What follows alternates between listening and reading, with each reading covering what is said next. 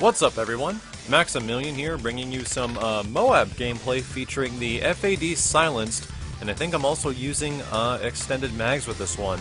However, while this gameplay is going on in the background, I wanted to bring up another point of conversation since all this Black Ops 2 discussion videos I've been making, all these rumors flying about, and the potential release of the newest trailer for the game is going to be, I think, coming up at the end of April.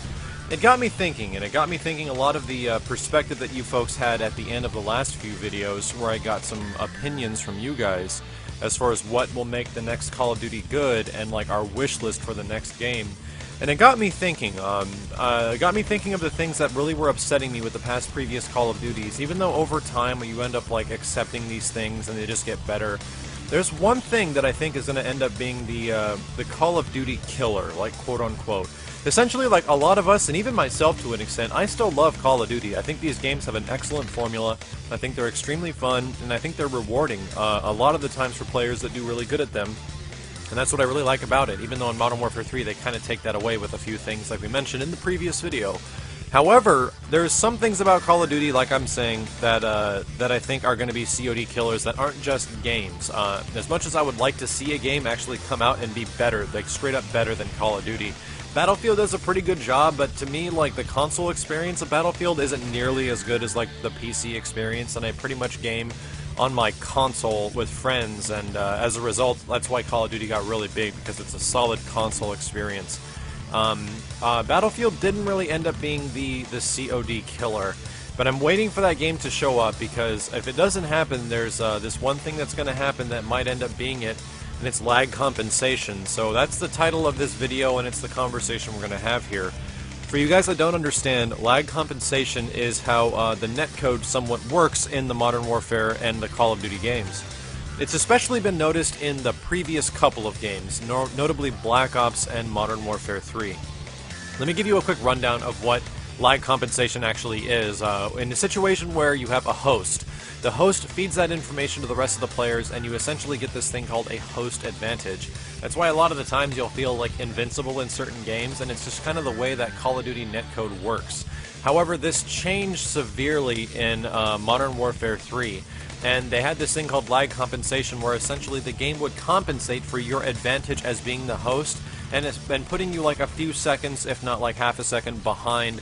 However, the biggest issue is that it wasn't very accurate, and you would have these moments where you would know that you're the host because it was almost impossible for you to shoot at anybody in close-range encounters and stuff like that. So here's where the issue started really becoming apparent, and when Modern Warfare 3 came out, it was extremely bad. However, it has gotten better, but it's still not great. Black Ops had a similar issue. Now, I don't know if it was specifically lag compensation, because they've gone on record and said that lag compensation and the netcode thereof has been in the Call of Duty games since like Call of Duty 4, if not earlier. The only thing I'm concerned about is why has it been that it's not been an issue well, it hasn't been an issue since like Modern Warfare 3. Like all the Call of Duty games before like Black Ops and Modern Warfare 3 were seemingly just fine. But then Modern Warfare 3 and Black Ops tend to have these like pretty big problems with the lag and how the game feels when you're playing online. So this is what's gonna hurt Call of Duty the most in the long run, I think. Especially since Black Ops also had a really big issue when it came to this stuff. Black Ops had terrible lag when the game first came out, and that's technically the lag compensation. But it worked opposite. It gave the host like really good advantage, and like everybody else who wasn't the host, it was just completely awful. So it's really hard to say like why this started happening with Black Ops specifically and Modern Warfare 3, because Call of Duty 4 felt really good. I'd say World at War felt great for me. Modern Warfare 2 felt pretty damn good as well. And then issues started popping up with Black Ops and Modern Warfare 2. And Modern Warfare 3, I mean. So if you guys could possibly leave your opinions as well, I like to get the perspective of the viewers to take into account the next videos, like I was saying from the previous one. So depending on how you guys vote each one of the games, I'd say Call of Duty 4 and World at War probably had the best feeling netcode of them all, as far as like lag compensation.